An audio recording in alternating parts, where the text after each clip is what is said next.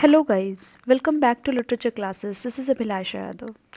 Guys, today in this video, I shall discuss some important points related to Geoffrey Chaucer. Geoffrey Chaucer belongs to the age of Chaucer, or we can say the age is known by his name, that is called age of Chaucer. He was born in 1340s around. Clear? So all the important points related to Geoffrey Chaucer I'll discuss in this video. So without doing a further delay, let's move right into the topic. Geoffrey Chaucer. Geoffrey Chaucer was great national poet of England. From which uh, place he belongs to? He belongs to England. He was poet of national England. He was national poet of England. Clear? He was not only a poet, he is also known as a civil servant, and he is known for his most famous poem, that is called the Canterbury Tales. The next important point related to Geoffrey Chaucer is A.C. Ward. A.C. Ward has commented about Geoffrey Chaucer that Chaucer is the first great painter of character because he is the first observer of it among European writers. Actually, Geoffrey Chaucer wrote a great poem that is known as the Canterbury Tales, and in this poem he described the characters. He told about some characters like knight, squire, yeoman, prioress, wife of Bath, etc., etc. So he painted in such a manner that we can say that he has seen the characters very minutely. He talks about his attire, their attires. He talks about their way of living, way of eating, way of drinking, way of how they are living in their social life, private life, and personal life. All the things related to the a character he has painted in uh, the Canterbury Tales very minutely. That's why A.C. Ward says that Chaucer is the first great painter of character because he is the first observer of it among European writers. Clear? See the next point. Chaucer. Chaucer was born in London, England. Where he was born? He was born in London, England in 1340. Around 1340. He was an English poet, author, and civil servant, best known for his work Canterbury Tales. Canterbury Tales belongs to the period of English. Okay, I'll tell you later about this Canterbury Tales. The next important point, he is called father of English literature or father of English poetry. Actually, Matthew Arnold, the famous critic, has given as a statement about Chaucer. That is, that Chaucer is the father of splendid English poetry. So, next important point is he is the first writer to be buried in Poets Corner. This is the very famous place where the most important poets were, or we can say authors were buried. That is also called as Westminster Abbey. So he was the first poet to be buried there. Next, in 1366, he got married. He got married with a lady known as Philippa de Royd. Philippa de Royd, and she belongs to where? She is a lady in waiting to England's Edward XIII's queen, Philippa of Hainault. Philippa on Hainault जो कि क्या थी? Edward third की queen थी. Where there this Philippa de Royd was a lady in waiting. Clear? Next, I want to tell you that Chaucer also gained a fame as a philosopher. He was also called as a philosopher because and astronomer and astronomer because he composed a work, a treatise on astrolabe, a treatise on astrolabe.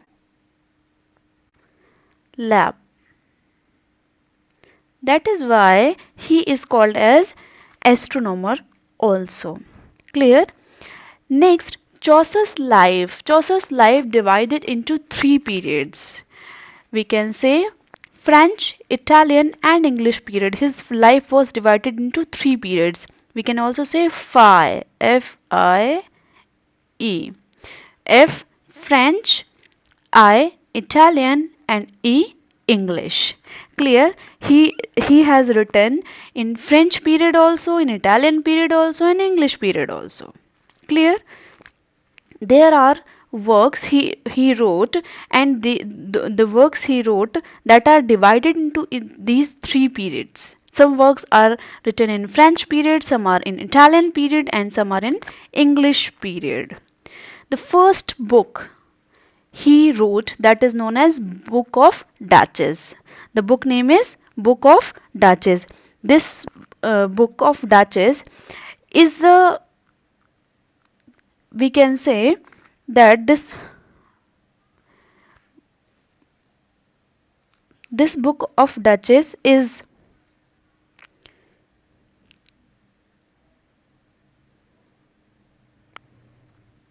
written in French period. This Book of Duchess is written in French period. Okay, next we are going to see, yes, the important point related to Book of Duchess is this is the earliest Chaucer's major poem, and also this book is based on the theme of the title of the poem. Meaning is that it is related to Lady Blanche. Lady Blanche. Actually, Chaucer wrote this poem, to commemorate the death of Blanche. The death of Blanche. Who is Blanche? Blanche of Lancaster. Blanche of Lancaster. On the death of Lady Blanche, he wrote this poem. So this is the important point about Book of Duchess. Clear? Okay. See the major works of Chaucer. Chaucer wrote these important works like Roman de la Rose, Book of Duchess, House of Fame, Annalida and Archite, Parliament of Fowls, Troilus and Cressade, Legend of Good Women, Canterbury Tales. See, Roman de la Rose is also known as Romant of the Rose. Romant of the Rose. Clear? The book House of Fame. The book House of Fame is written in octosyllabic couplet. In which couplet? It is written in octosyllabic couplet. Okay. Next is this House of Fame is based on Dante's Divine Commedia. Dante's Divine Commedia.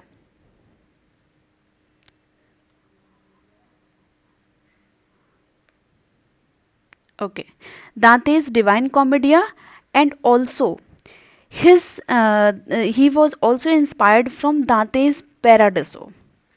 Dante's Paradiso. Clear? He has taken a line from there, Dante's Paradiso, God of science and of light. This was the first line he imitated. Clear? The next point about Legend of Good Women. Legend of Good Women is a poem which describes about the ladies, which describes about ladies like Cleopatra, Lucre, Medea, Philomela and Ariadne. Clear? Okay, the next important thing about these major works is Trillis and Crusade. Trillis and Crusade is the source of Boccaccio's Filistretto.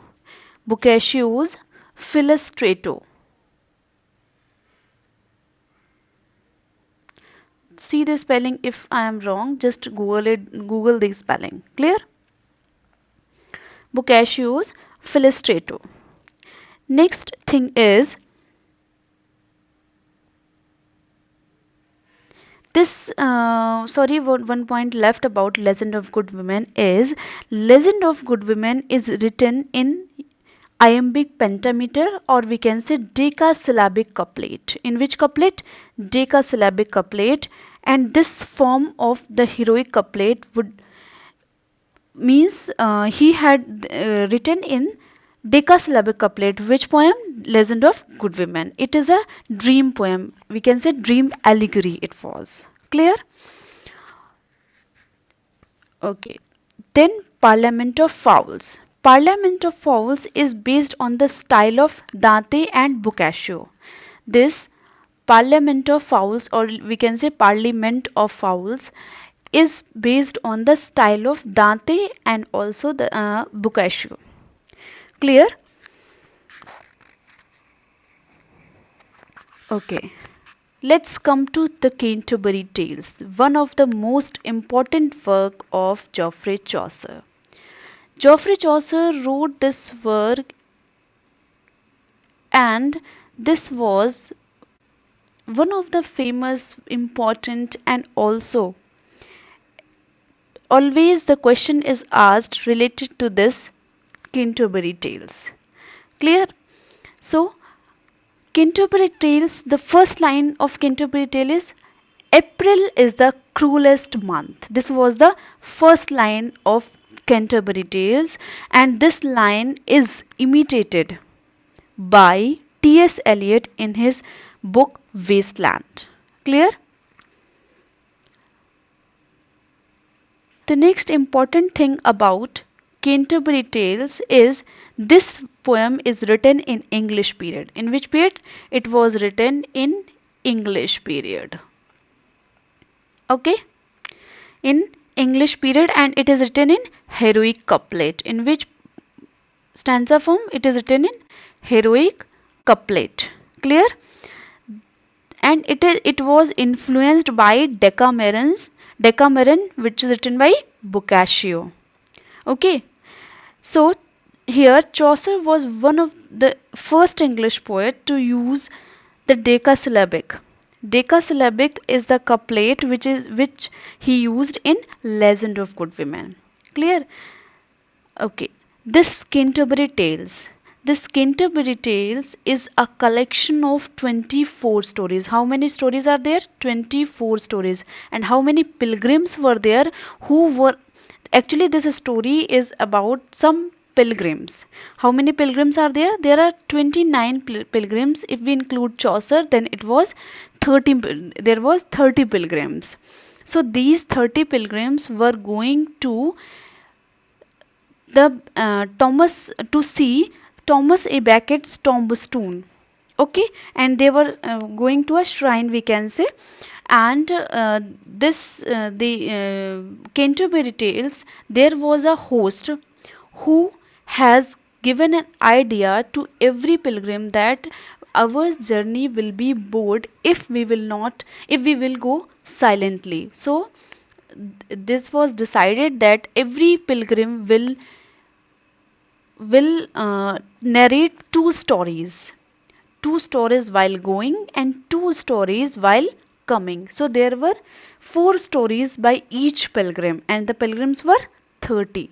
So each pilgrim will tell four stories. According to this, there were 120 stories planned by Chaucer, but only 24 tales were completed.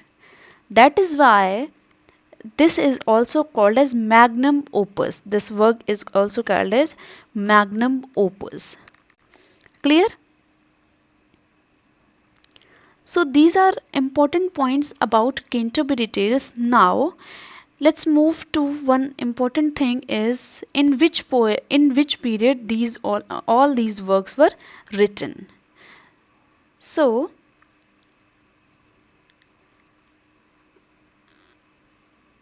okay. See, this Roman de la Rose and Book of Duchess, these two books were written in French period. In French period. Then House of Fame. House of Fame, Parliament of Fowls, Trials and Crusade, and Legend of Good Women. These three and this House of Fame, these four works were written in Italian period. In Italian period, and these two, Trilus and Crusade and Legend of Good Women, is written in heroic couplet. In which couplet? Heroic couplet. The next thing is Canterbury Tales, only important work written in English period. Written in English period. Clear? The next very important point about Chaucer is Chaucer has coined a stanza form that is called rhyme royal stanza. This rhyme royal stanza consists 7 lines. How many lines are there? There are 7 lines in rhyme royal stanza. This is a stanza form which is coined by Geoffrey Chaucer, and the rhyme scheme of this stanza form is A B A B B C C. That means there are 7 lines in this stanza form. So this was about Geoffrey Chaucer and about Canterbury Tales. In the next video, I shall discuss about the Canterbury Tales, which is one of the most important work of Geoffrey Chaucer. Okay. So these are important points related to Geoffrey Chaucer. If you have any doubts related to Chaucer, you can ask in the comment section. That's it for this video. We'll meet you in the next video. Till then, keep studying and have fun with literature. Thank you.